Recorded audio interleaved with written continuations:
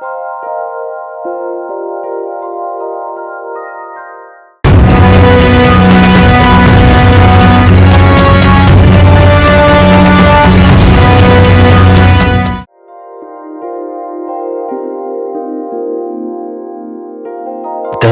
අවබෝධ වුණොත් අපිට හැමදේම අවබෝධ වෙයි.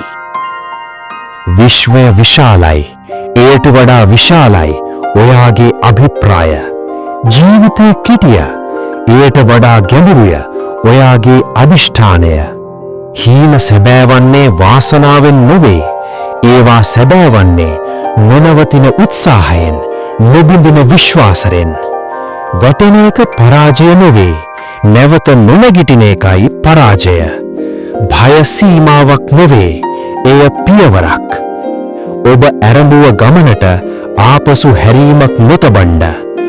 විශ්මයත් අවසානයේ දොර විවෘත කරයි.